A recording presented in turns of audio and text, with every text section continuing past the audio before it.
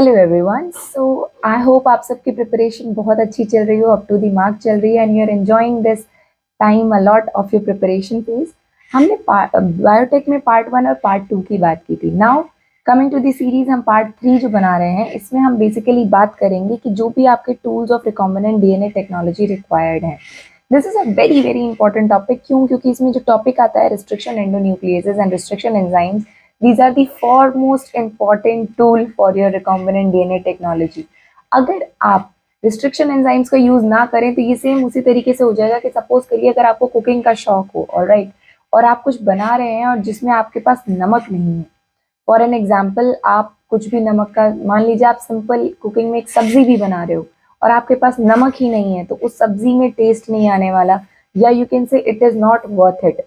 Same उसी तरीके से अगर आप रिकॉम्बिनेंट डीएनए टेक्नोलॉजी से रिकॉम्बिनेंट डीएनए बनाना चाह रहे हैं और उसके बाद आपने रिस्ट्रिक्शन एंजाइम्स का यूज नहीं किया, तो it is quite not possible to create a recombinant DNA at your level. Alright, अब हम लोग सबसे पहले बात करेंगे कि रिस्ट्रिक्शन एंडोन्यूक्लियेज एंजाइम को हम लोगों ने यहाँ पे मॉलिक्यूलर सीजर्स भी लिख रखा है, and this is a very very important part of your exam कि रिस्ट्रिक्शन एंडोन्यूक्लियेजेस को हम मॉलिक्यूलर सीजर्स क्यों बोलते हैं।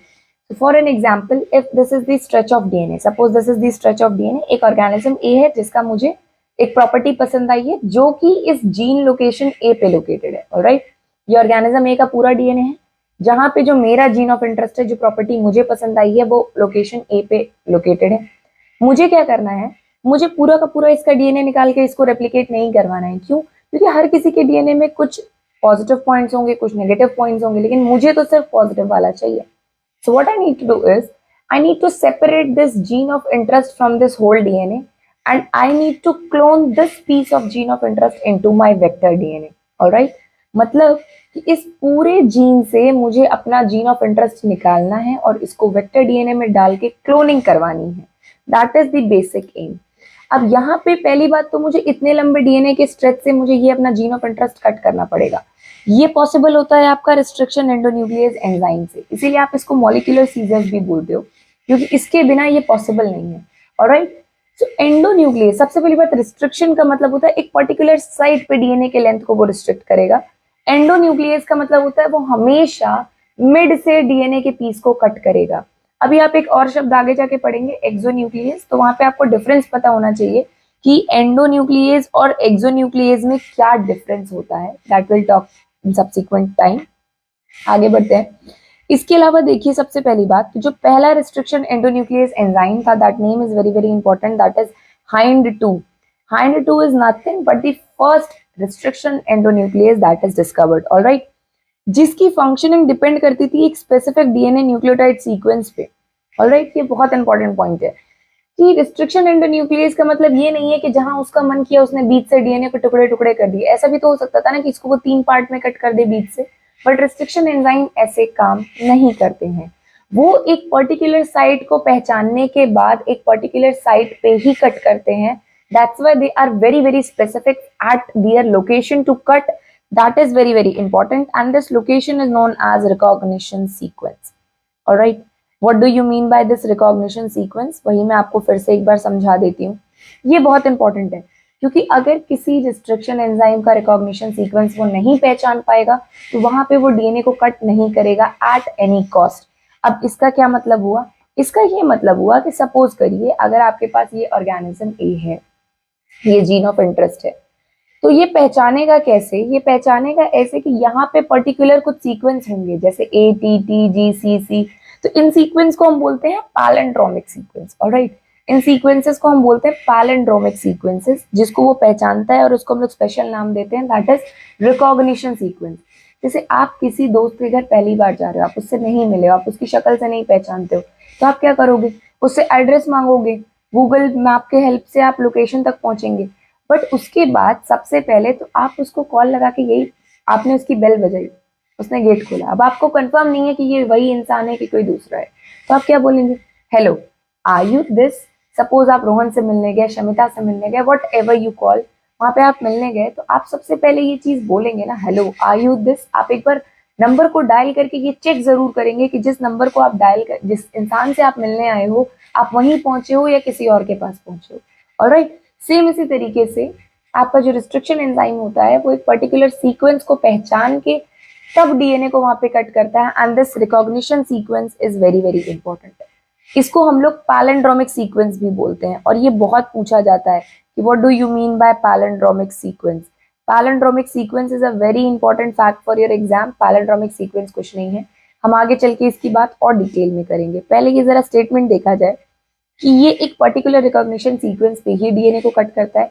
ऐसा नहीं है कि जहां इसका मन किया वहां इसने डीएनए को कट लगा दिया। It's quite not possible, alright. इसीलिए ये काफी ज्यादा स्पेसिफिक होता है अपने फंक्शन को लेके, ये कहीं पे भी कट नहीं लगाता है, ऑलराइट। अब आगे आते हैं। रिस्ट्रिक्शन एंजाइम की जब भी आपने खोज देखी होगी ना, तो उसमें 4 लेटर्स होते हैं, और ये मैंने एनसीईआरटी के साइड में एक बॉक्स में इसलिए लिख रखा है ताकि आप जब भी एनसीईआरटी को पलटें तो जहां से क्वेश्चन पूछे जाते हैं एटलीस्ट वो फैक्ट्स आपकी नजरों के सामने से मिस नहीं होने चाहिए, ऑलराइट।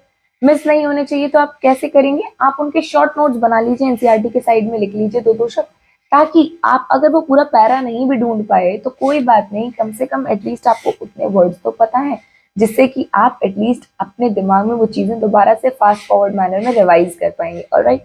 सबसे पहली चीज, किसी भी रिस्ट्रिक्शन एंजाइम में जो पहला लेटर होता है वो उसके जीनस के लिए लिखा जाता है कि किस जीनस से ये निकाला गया है।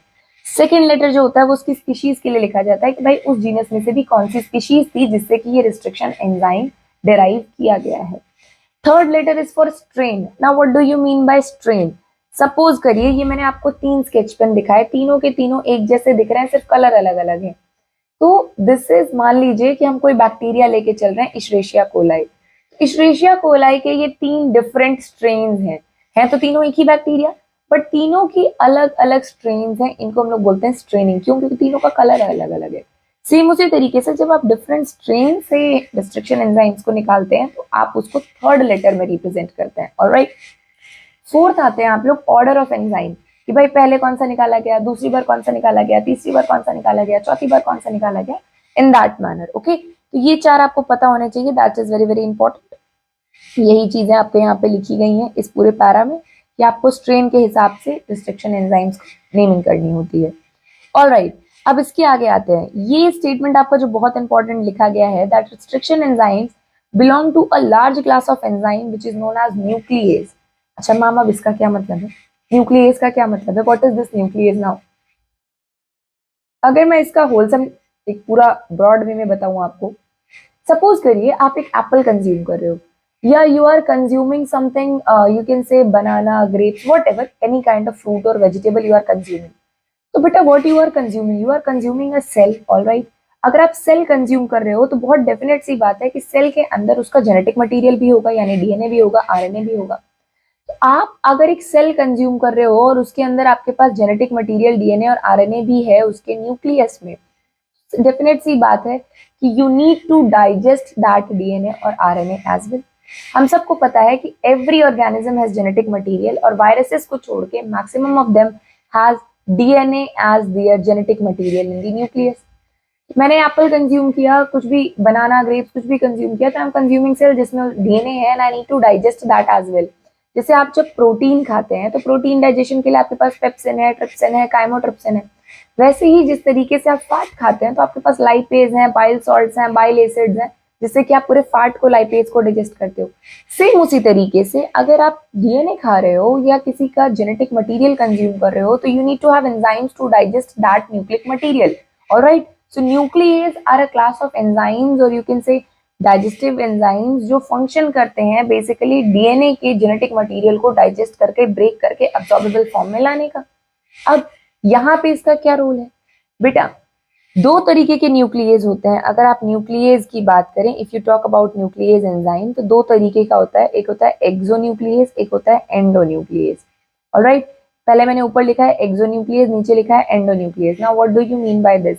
Suppose this is DNA of any organism, तो अगर कोई भी चीज इसके इस एंड से कट करना स्टार्ट करिए, ये व्हाइट कलर का आप टर्मिनल पोर्शन देख रहे हैं, एंड पोर्शन देख रहे हैं, जब कोई भी चीज इसको एंड से कट करना स्टार्ट करिए और इस पूरे डीएनए स्ट्रैंड को डाइजेस्ट करेगी, so this is known as exonuclease. Exonuclease का मतलब होता है टर्मिनल एंड से ये इन चीजों को कट करेगी, टर्मिनल एंड से धीरे धीरे धीरे धीरे कट करेगी और फाइनली इस डीएनए को डाइजेस्ट कर देगी।